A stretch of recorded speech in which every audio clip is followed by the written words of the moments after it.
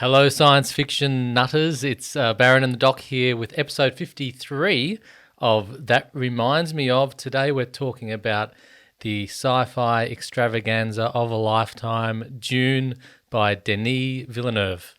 Part 1, Dune Part 1. Part 1. And, folks, if you haven't seen this show before, this is the show where we watch films and shows, we talk about those, and the things that we were reminded of while we were watching them, and there are spoilers.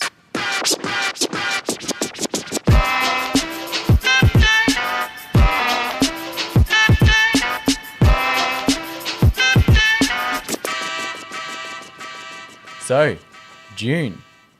Doc, I've been waiting for this film for a long time. You've been waiting all your life. You were big on the books as a kid, weren't you? Not as a kid, but in my 20s at some point, I read at least the first book. I don't know where I stopped. I stopped somewhere, but I really enjoyed what I read. The story stuck with me. I've seen the crazy 1980-something Dune and appreciated it, but Villeneuve is my boy. I've been waiting for this to come because he's such a great director. So you've loved him all along? Yep, all along. Okay. Well, I can't say all along. I've looked at his back catalogue and there's some films that I haven't seen, but back in 2010, I was at Screamfest, this little festival in LA for horror nuts. I had a short film in there, and a little short film called Next Floor popped up and blew me away. It was just, at that point, the best short film I'd ever seen. I even bought it on iTunes. That's how much I liked this thing, right? Did iTunes exist in 2010? Yes. Okay. And then I discovered this. It was made by a guy called Denis Villeneuve. And next thing I know, Prisoners is coming out. And then that was closely followed by Sicario. And then we had, what do we have after Sicario? Arrival. And on it goes. And just each film is bigger and more epic and grander than the last. It's been quite a ride. I've really enjoyed it. I think what you come to this new Dune film with is as important as talking about the film, yeah? Because there's so much baggage, be it Villeneuve or as... Whenever I hear him talked about, people always call him Denis, as if they're just, you know, they love using his first name because it sounds so wonderfully French. It sounds great. Yeah. I agree. I would normally call him Denis as well. I think that's great. Let's go with Let's Denis. switch to Denis. Denis.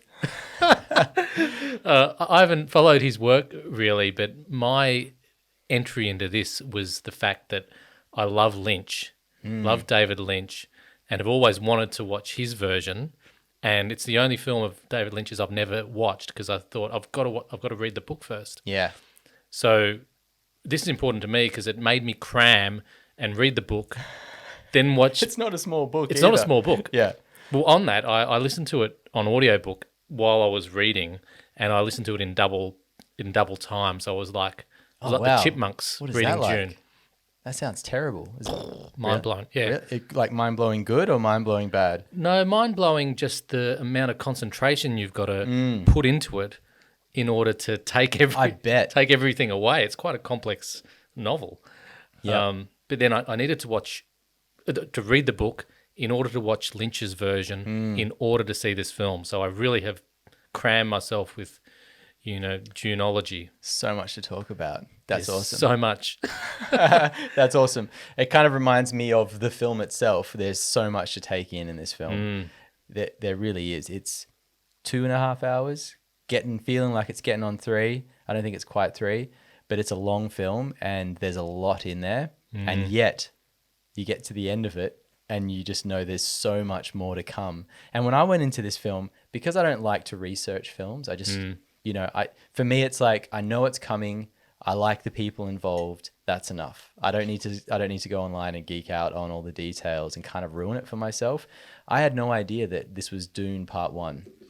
Yeah, well, I was going to start talking about this at the end because you're talking about the ending now, but why don't we start there? Let's start at the end. Start at the end, and it's very clearly Dune Part 1. It says Dune Part 1. When the film starts. When the film starts. But that's so ambiguous because Dune is a series of books. Correct.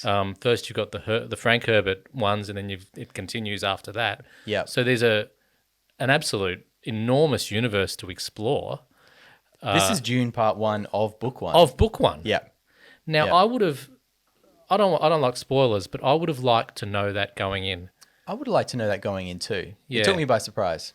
It did. Yes, and I thought it was an anticlimactic surprise. We'll talk about the whole film, and there is a lot to love about the film. Yeah. But the ending, I don't know why we're talking about this at the start, but the ending sort of left you wondering. And that's fair enough, but I didn't expect that. Yes. Yeah. I agree. Okay, so let's go back to the start then. Yes, I think please. this film needs a synopsis. Yep. We need to say hi to Sal. We do need to say hi to Sal. Yeah, that's okay. That's okay. Hey Sal, how you doing, buddy? Hello. I was just going back to the old days. I know. The pre-sale, those dark pre-sale days. Yeah, it's a whole new world.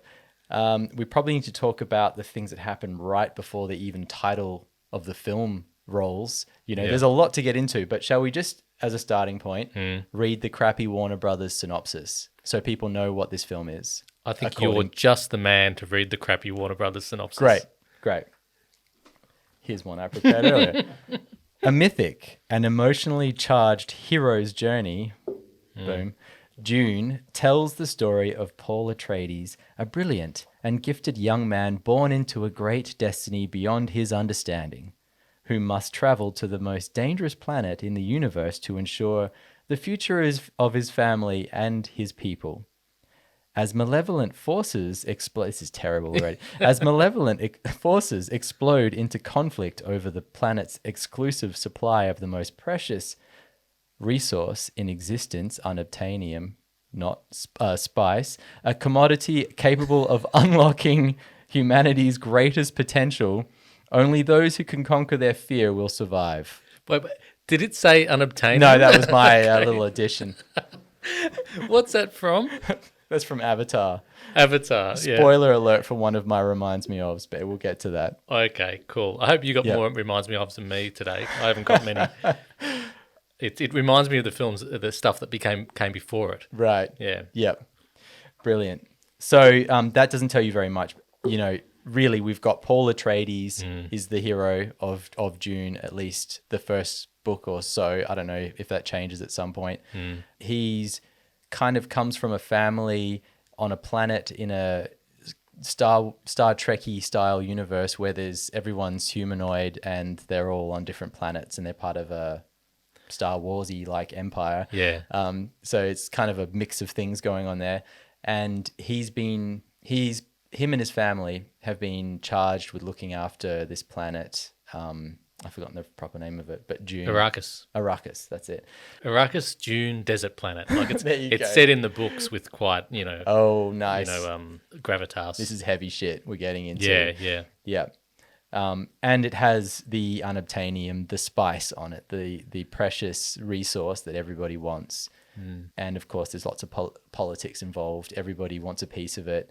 And they're taking over what used to be the fiefdom of the Harkonnens. Harkonnens or Harkonnens, depending on how you want to say how you want to say it. And they are some badass kind of 1984 Viking type dudes that are nasty and aren't going to let go of that planet easily. And of course, there's the Fremen who live on Dune. They're the natives. The natives of Dune. And the thing that strikes me is you've presented it all very, very simply, that they are the players, but the mind games that all those players play with each other is one of the features, of the novel, but I think it also does come out in Denis' film as well. So like the fact that the Atreides are going in to rule Dune, they're very noble and they think that's a great thing to do, but really they're being tricked by everyone and they're falling into a trap. So there's all this, the politics and the undercurrents that lie beneath the sand. And then there's the worms also lying beneath the sand, which is another whole threat. Classic fantasy novel stuff. You've got your young hero with a promise of magic and greatness. You've got a very dangerous world in which he lives, and you've got these monsters with the worms, and this sort of underworld versus the people in power and those who are the underdogs and trying to fight back. And it's all happening over many, many novels, and they got to try and squish this into a film and have it all make sense, which is a huge challenge.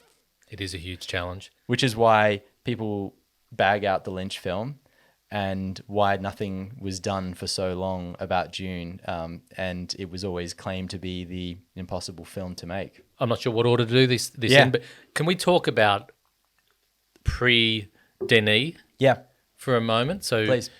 You got the books. Did you love the books, though, in your 20s? I did. Yeah. Cool. Yeah. Great. They were really great books of what I read, and I can't remember where in it all I stopped, but it was great. But you've just got the vibe that you love this world already, totally, and you know about it. Yep. And the Lynch version. What did you think? What are the menu of emotions that you felt? You've seen it more recently. On eating that. I enjoyed it at the time. I had no problems with it. I thought it was goofy and 80s-y in its way, but I think I was pretty young when I saw it, and I thought it was great. I even enjoyed the ridiculous Sting fighting scenes. It was just all fun. I don't think, because I've seen it very recently, I don't think the Sting fighting scenes are the most ridiculous Sting scenes. Cool. What else is ridiculous? There's this scene where he comes out with virtually nothing on, really lithe and slim and sexy, oiled up, and just poses there for like about 30 seconds. And the, why not? I'm sure the Baron, the other Baron, yes. Baron Harkonnen, is eyeing him off and thinking, oh, there's a nice piece of meat, and Sting's just standing there posing for him. I was thinking about this. Is Sting the Bautista character? No. Although I thought that initially. So the Sting was the character Fade. What's his name? Routher. Fade Routher.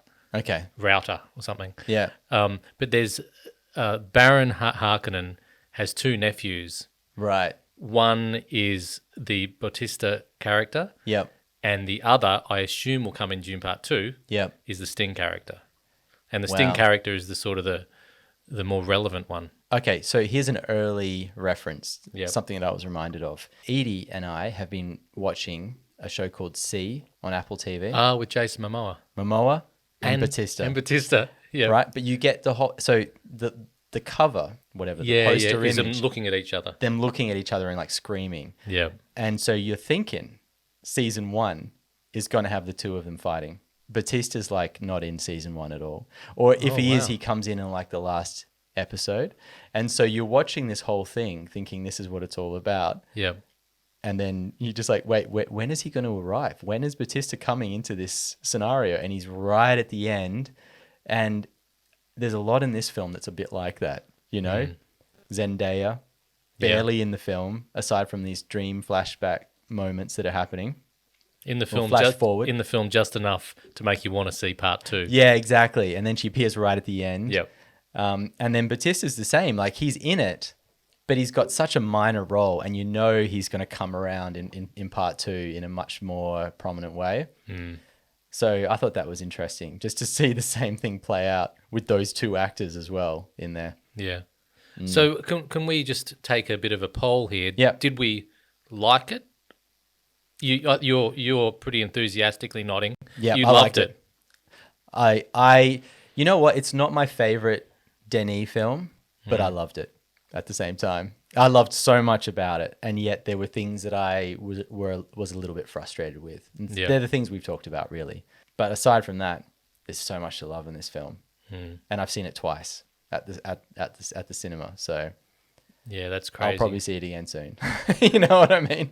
What about you? I loved it too. I loved it, I think, more as almost a student of adaptation. Yeah. And just I really loved how he adapted it, how faithfully he adapted the novel. But for that reason, I'm actually interested in more so in the experience for people who haven't read the novel. So in one respect, I regretted having read it because I was seeing it all, having freshly read the novel and really comparing it at every stage. So I want to know the experience if you haven't read it, and I think we have just the man here. Yes. I we don't do. think Sal's read Dune. Sal? No, I didn't read it. No. So what I can say is that I think it take his time. Sometimes was very slow, but it's like he's got the opportunity to take his time to explain everything. He's not mucking around with, okay, I got 2 hours to introduce five people, and so I need to rush in things. This is why sometimes maybe it look a bit slow, but I understand that he's not, he doesn't want to rush. Yeah. He takes his time because he's got this privilege to have his time. And I like it. I did like it. But I'm like Alex. I did want to see it again. I want to go Yeah. back at the cinema and rewatch it. Is that because you didn't get it? Because I just was watching it, wondering if someone who didn't already know the characters would just follow it and understand it. So, like, did it make sense to you, Sal? Yes, yeah, but Sort of. It's the entire story, and that's where I want to go. Or probably also because it's so visual, and that it's actually a pleasure to watch. So Oh, this is why. absolutely. Visuals resonated with you, Oh Baron my von Hoff? God, that's what Denis is all about for me. You know, like just in terms of, it's not just the visuals, it's actually every directing choice. What I love about him is that it's all so stylish. It's all, as far as as I'm concerned, they're all perfect choices generally, in terms of visuals, VFX, sound design, scoring, casting, like across the board. You know, you're in like the safest hands. This guy's going to make great choices, and you're going to come away from it feeling like you've experienced something like really cinematic. That's so perfectly put. Perfect choices. I felt that's how I watched the film, as just a one after another of perfect choices. Yep. I just thought, yes, that's how he should have adapted that bit. Yep. And it was one after another. But the problem for me was that I ended up almost watching it in that technical way, just marveling at his prowess rather than getting absorbed in the actual film. That's why I needed to go back and see it again. A bit like what Sal was saying. I needed to get past that initial shock and awe of it, I guess, you know, and just just sink into it for a second time. I did pick up more on the second viewing of the story. And also, we saw it the first time in a big cinema with a big sound system. Yeah. And it was actually quite hard to hear some of the dialogue at times. It was like a classic, well, Interstellar, Hans Zimmer and Christopher Nolan were kind of given some crap for this, like making the score so big that you couldn't hear the dialogue half the time. Yep. There was a bit of that going on. Second time around, I saw it in a smaller cinema. Didn't have the problem at all. I could hear everything. So there's a sound mix issue with those big cinemas, you know, I think with this kind of scoring. Second viewing, I just absorbed so much more of the film, I think, because I was able to just get past just the constant barrage of amazing images that comes at you with this film. Yeah. Wasn't the scale fascinating? Just the feeling that you are in this big world. You never feel like you're in some little set. Right. Like it's this enormous world, and never feels really fake. It feels like you're there and that it's big. I really was impressed by that. It's beautiful. All of that. The world building in this is incredible. And, you know, one thing I noticed, it's a little bit of a, like I was saying, you get it with Star Trek, you get it with Star Wars, you get it with Game of Thrones a little bit, like this borrowing of cultures from Earth that we all recognize, and then just kind of like planting elements of them in there. So like House Atreides feels very much like Celtic peoples, right? And there's all of that placed in there. It looks like they're in Scotland or somewhere, you know, Highlands somewhere on their land. And there's even like little ruins and sort of, stone artwork that feels in line with that world. And then you go to Arrakis, I keep forgetting the name of it. Yeah. And, you feel like you're in the Middle East all of a sudden, and it's got a bit more of a, I don't know, Mesopotamian / Egyptian vibe to it.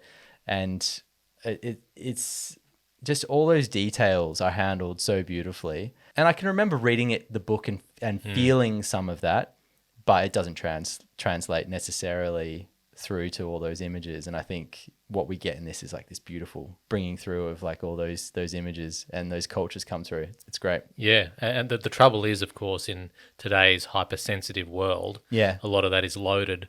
Yeah. Post 9/11. True. With the sort of the Fremen depicted as the Middle Easterners. Yeah. And then this sort of white messiah comes in Yeah. to take control of them, and they all just follow him. Yeah. And the language, of course, is very Arabic. Yeah.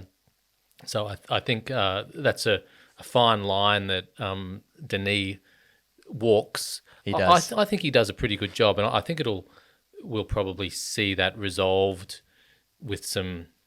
I'm not sure about clear messaging or not, Yep. but I think once we see the second one, we'll get pros and cons that sort of balance out. Okay. Yeah. Couple things on that note. Clever to have the men and the women wearing the same garb. They have their faces covered the same way. It's not just the women, so that sort of avoids that kind of cultural thing that's a bit of a hot topic. But then also they have technology that's better than the all these, families or houses that are coming in and supposedly ruling the land. Like they're better equipped on many levels. So I've heard him say that it's like a love letter to that Middle Eastern culture. yeah, really. Yeah. So but also that he was conscious that he's got to walk that line. Yeah, well, that brings me to a point that I wanted to discuss, and it's Please. one of my reminds me ofs that I mentioned earlier is Avatar. And what I got from this both times I watched it, but really strongly the first time in the big cinema, was that Avatar effect. Did you ever hear about that? The Avatar effect? No, I don't know the Avatar effect. So the Avatar effect was when that film came out, there were people all around the planet that fell in love with that world. They wanted to go live there and go native. That was the whole thing, right? And it's even referenced in this film. Someone says to Momoa's character, "Oh, you've gone native," because he's so in love with the Fremen and their way of life. Yeah. And it's a real thing. People in our society now, in this day and age, see a culture living so in tune with the land, and they want it. They want in hard. And Avatar did that to people. There were people that wanted to go off and live on that planet. They just loved the film so much. I'm surprised you even remember Avatar, because to me, Avatar was like this amazing thing that happened, and it was the biggest thing that we've ever seen before for 5 minutes. Yeah. But kind of disappeared. And I don't feel like it's remained in the collective conscience. Well, it was huge for a while. I think part of the problem, we've already got Dune Part 2 coming, right? It's coming. They're working on it right now. Where was Avatar 2? You know what I mean? I think that's the reason. We had Avatar 1. It was a huge hit. And what are we? How many years later is it? I don't even know when Avatar So came we out. only deal with franchises now. I just think people they can't wait a decade for Part 2. You know what I mean? Yeah. But when Part 2 comes out, people might jump straight back in again. Just don't forget that Avatar, the big thing was the 3D. Was a 3D movie. Yeah. As well. Yeah, That made a big thing. Anyway. Yeah, that was interesting. The technology was like a real part of it. Hey, for me, it didn't that part of it didn't mean much to me, but I know it did to other people. What was done so well.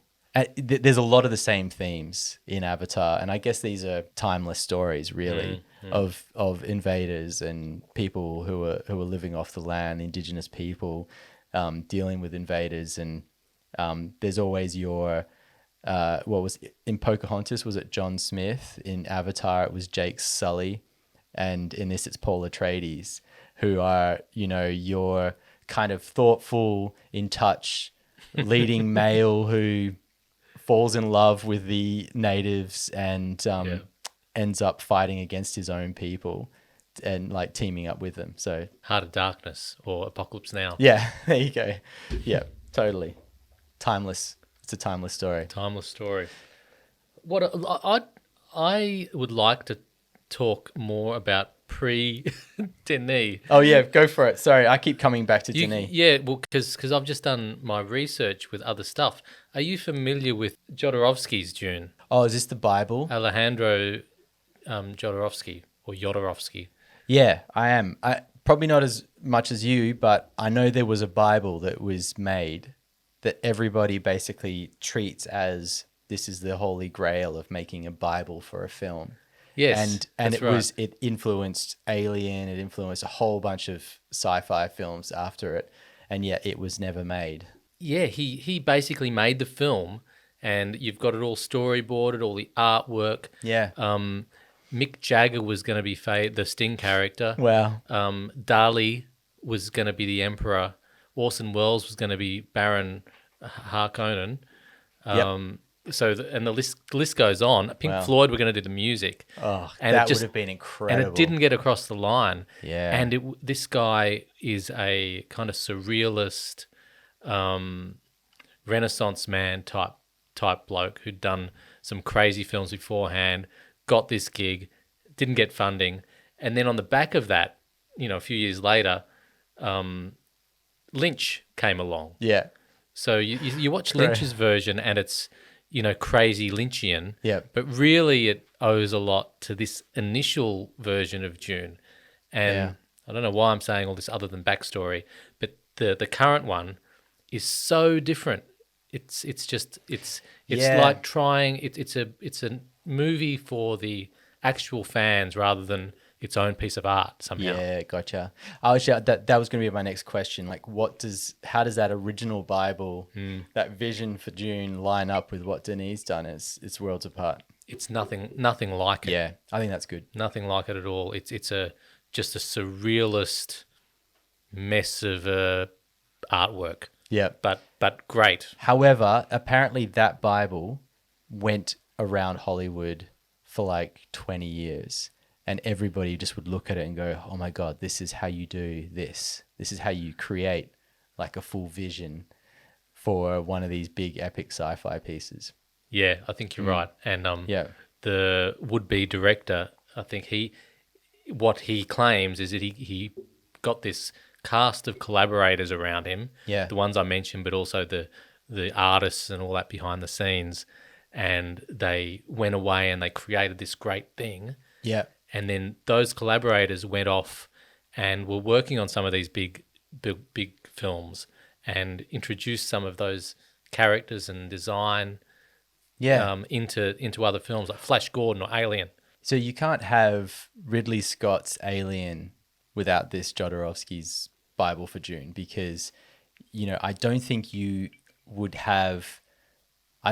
end up with Ridley Scott going to Geiger to design his Alien and have this whole kind of world created without some, this Bible having circulated through Hollywood and some of those ideas about, artists collaborating in there, coming to life. That's exactly right. I've forgotten the name Geiger, but yes.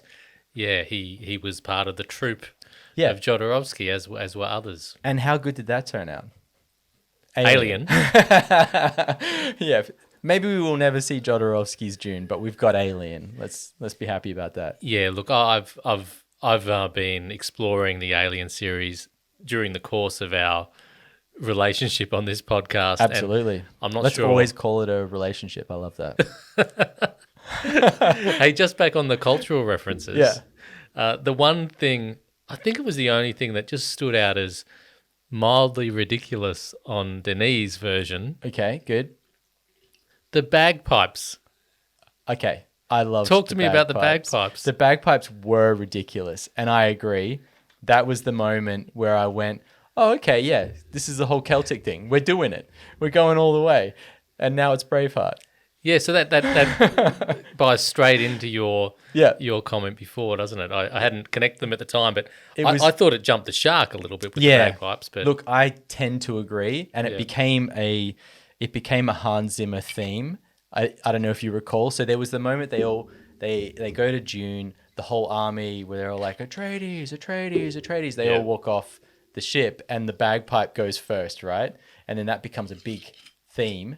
Yeah. And then later on in the film, when they're attacked by the Harkonnens in the middle of the night, and the Emperor's people, whatever they're called, and they all go running out. Sardaukar. They all go running out with their swords, Braveheart style. That theme kicks in again, and it was literally popped into my head.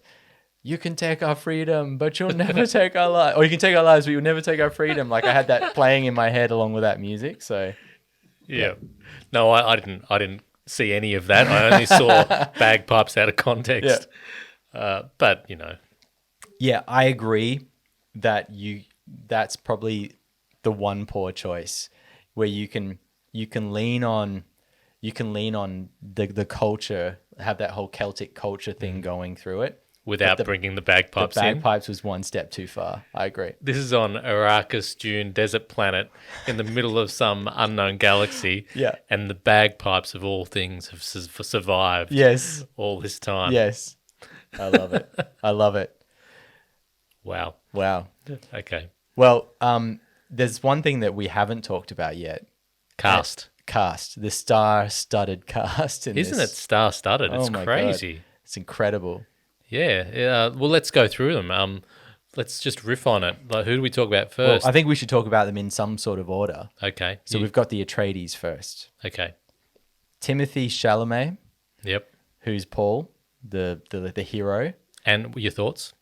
Great choice, I think.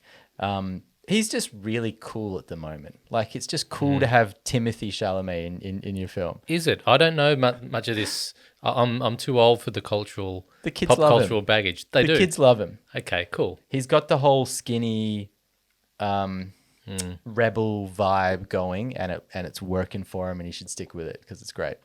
Do you think he's a bit wooden? Now, I don't say that as an absolute negative, because in many respects the whole movie is a little bit wooden. But is he? Yes, but I think it's okay. Yeah, I think Yeah. that's where I landed. Yeah, too. but I agree with you. He is a bit. Yeah. Okay. And I'm hoping that there's a journey ahead of us. We're going to see an arc with him. I think we will, because Yeah. I guess Kyle MacLachlan in the original, hardly the original, he was also he developed, didn't he? And they become a messiah figure. Yeah, totally. Rebecca Ferguson. Yes, from what did we see her in? We saw her in Dr. Sleep. We spoke about her in Doctor Sleep. Yes. Yeah. And she was in The Greatest Showman and other things.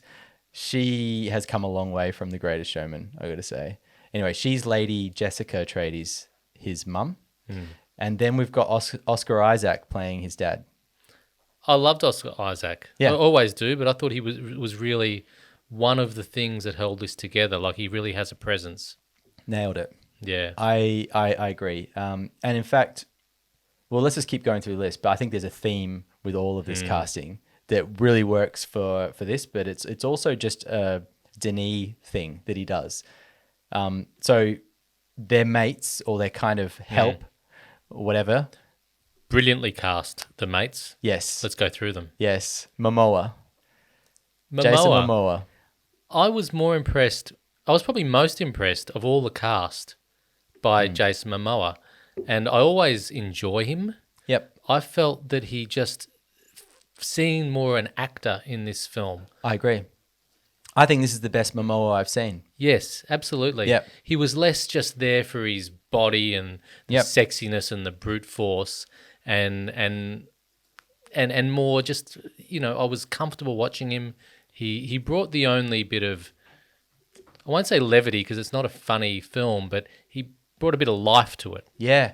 Yeah, I agree. I think since we saw Momoa first in Game of Thrones and everyone was blown away by just His eyebrows and his biceps. the sheer force of the man, the specimenness of him, I think he's come back around in a way, having gone through a full journey of just exploiting that specimenness to the full. Yeah. And now he's sort of like, this feels like this should have been the film that came straight after Game of Thrones.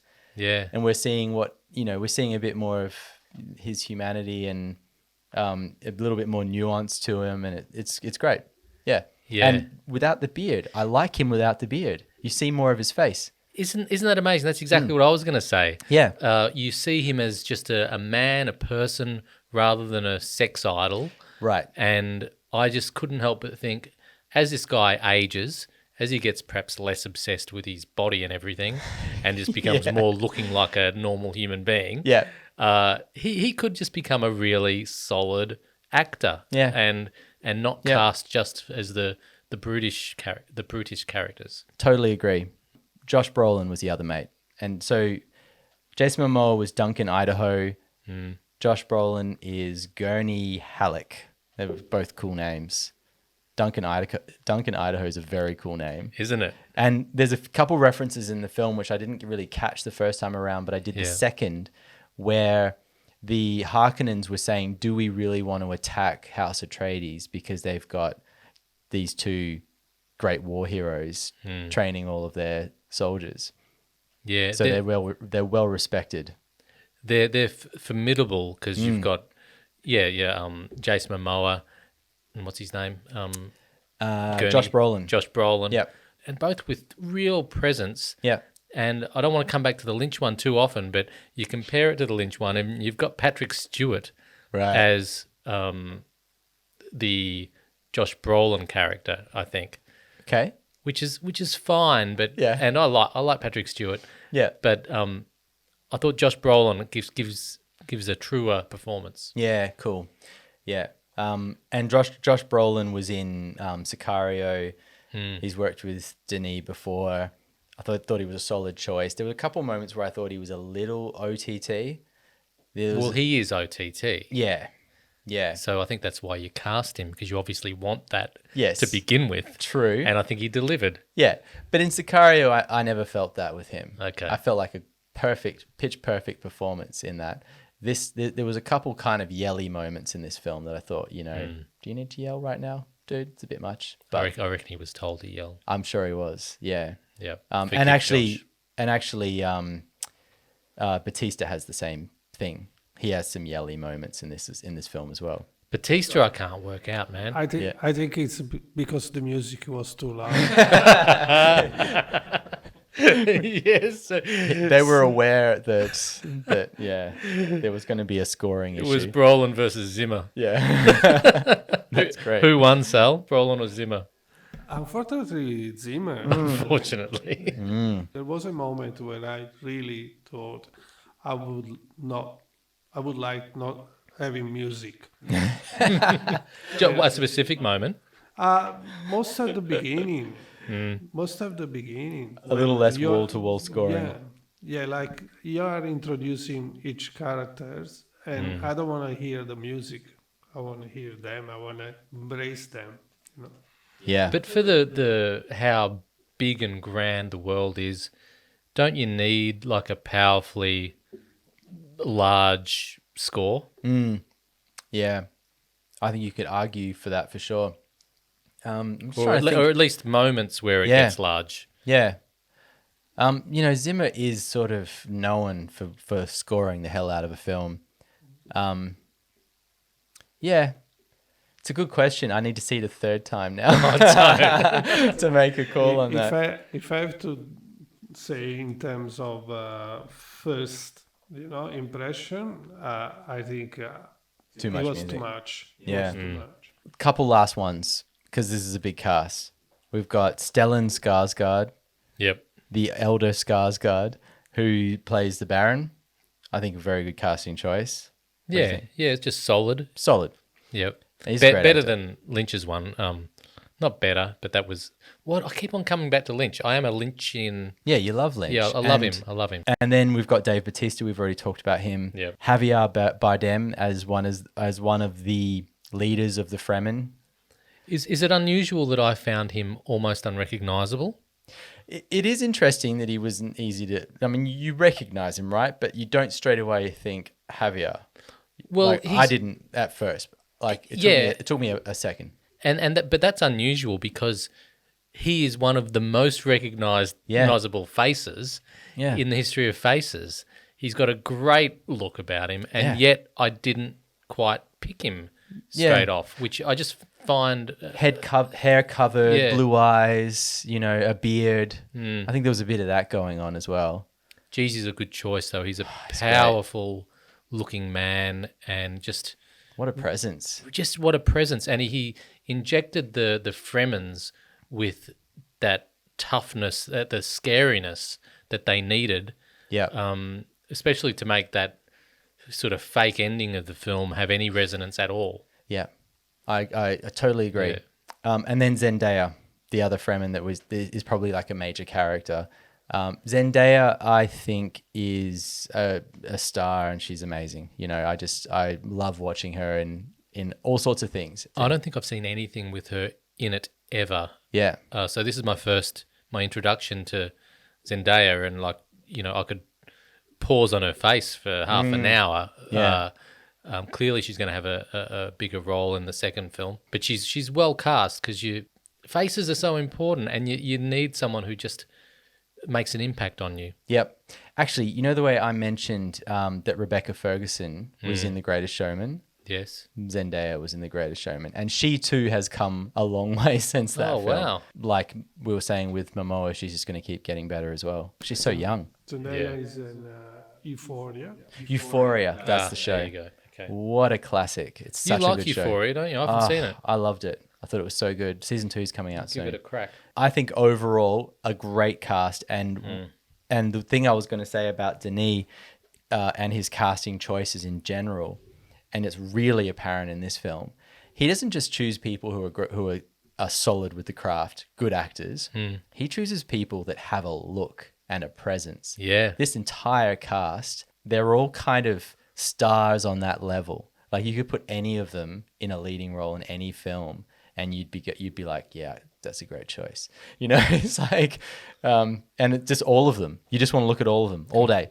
Completely agree. Yeah. Like you're actually looking at them as works of art, aren't you? They're looking at the actors. I wonder if there's any negatives to this film. Like, what did you?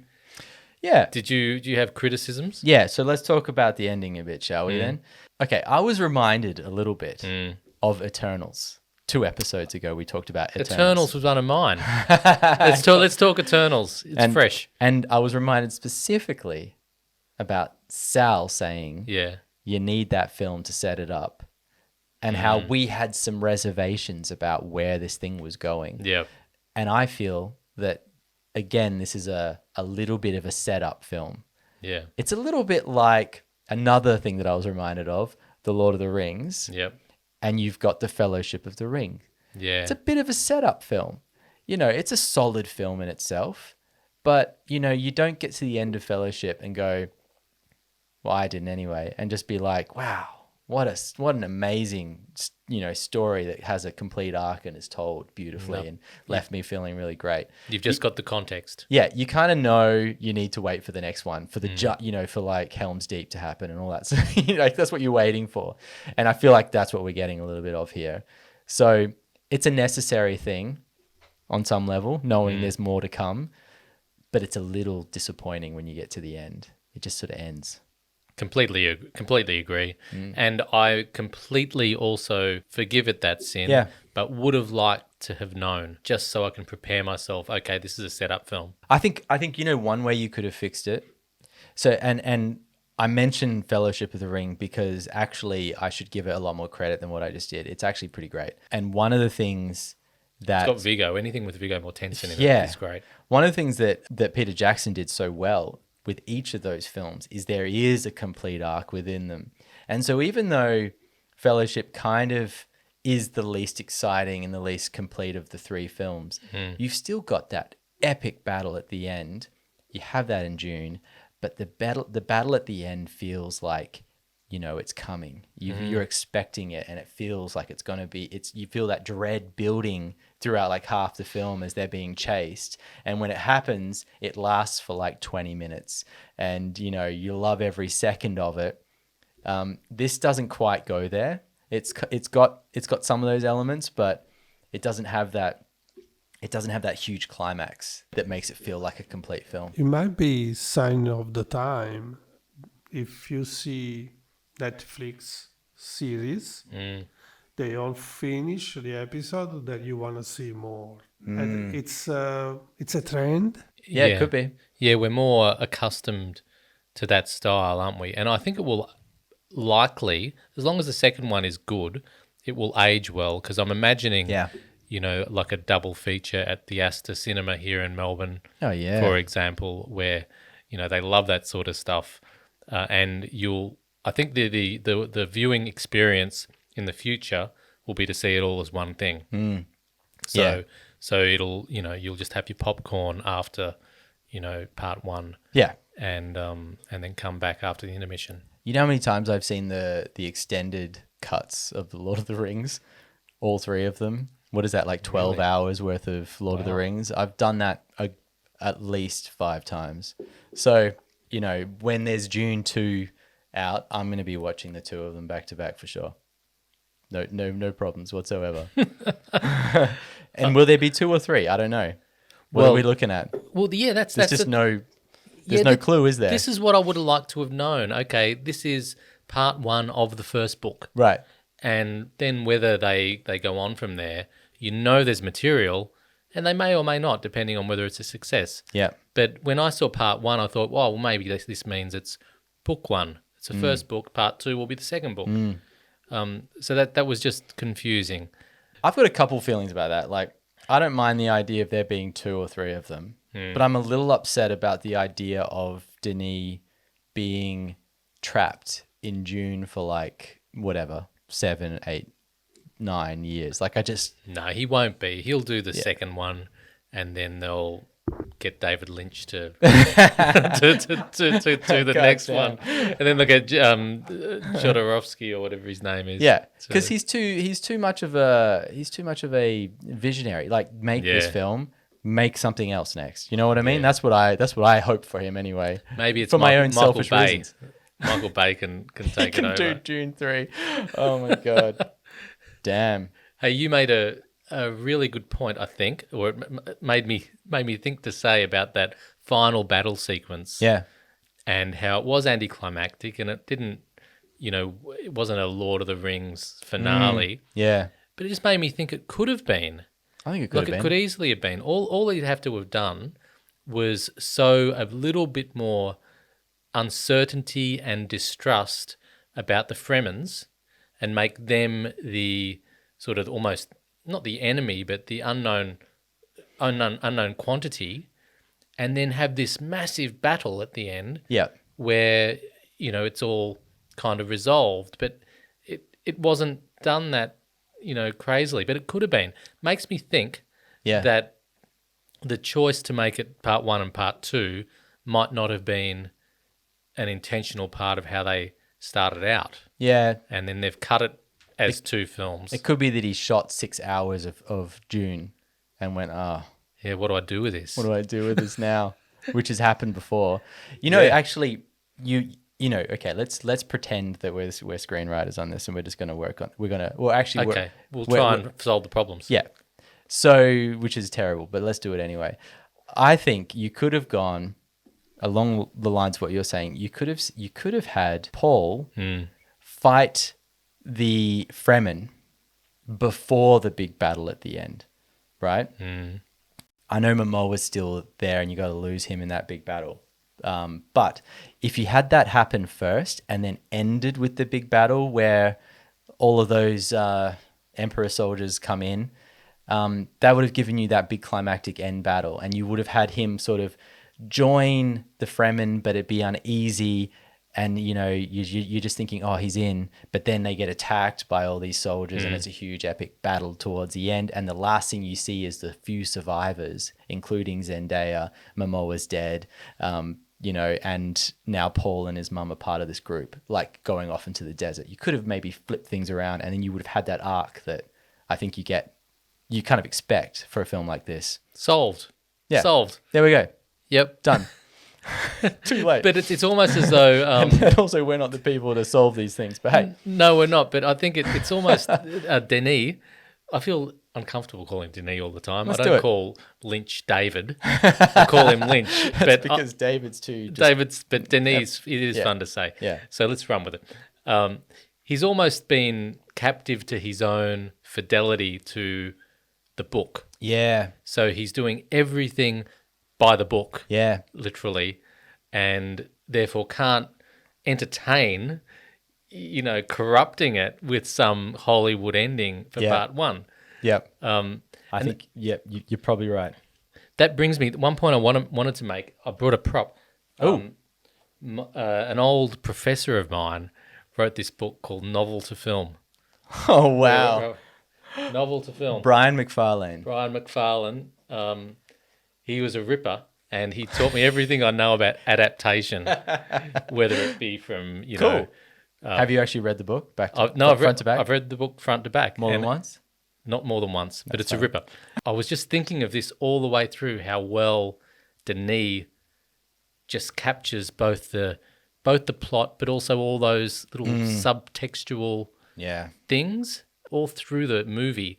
I just see how beautifully he's capturing every aspect of the novel. Absolutely. And there's thousands and thousands of choices in such a big, dense book like this. It's so loved that you have to just, really rack your brains over and try and find the best way to adapt it.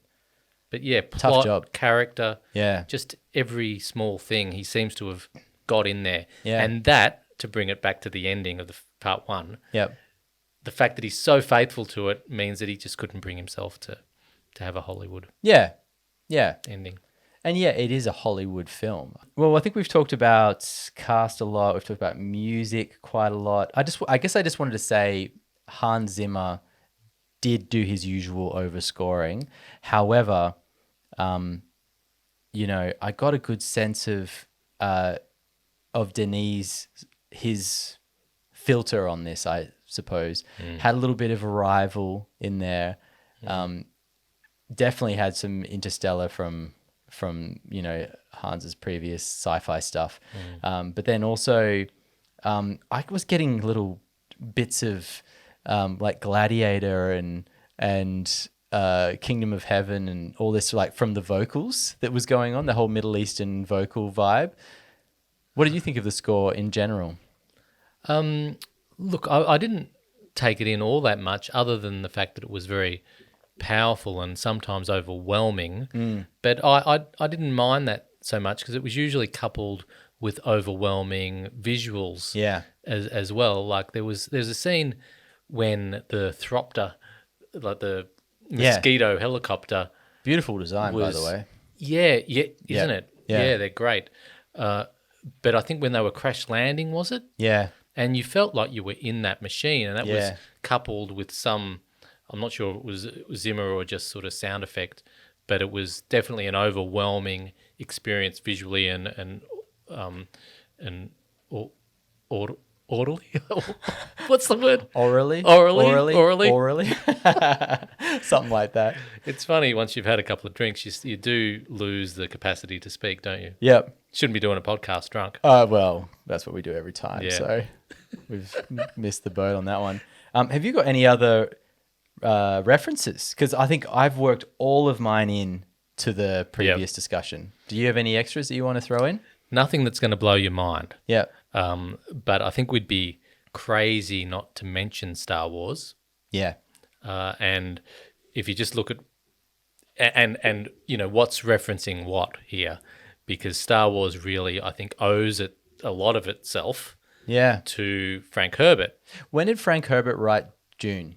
The first in the book? 60s. In the 60s. Okay. In the 60s, and then So similar time that Star Wars was coming out, around the similar time as Dune, right? 60s, right? Well, no, Frank Herbert predates Star Wars. Yeah. Definitely. And when you look at things like the Force in Star Wars versus the voice in Dune, when you think of, arid landscapes and a sort of a white messiah hero, Yeah, true. Skywalker versus Paul Atreides. Yep. And just the humanoids in a galactic political Yep. situation. Like there's so much similarity, and I think it's a shame in a way. I think there could be two ways sci-fi could have gone. Could have gone Star Wars, or could have gone Dune, Yep. and it went Star Wars. Yeah, totally. Don't you think that the House Atreides ships, the big sort of wedge-like ships, looked a bit like the sand? What are they called? The little sand people in Star Wars.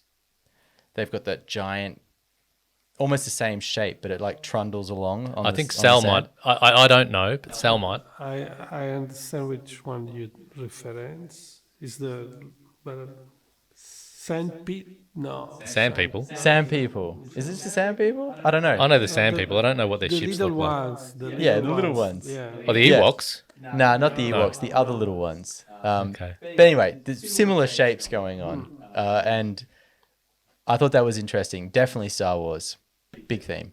Yeah, but better acted and better direction. Which one's better acted? June. Dune. Yeah. Okay.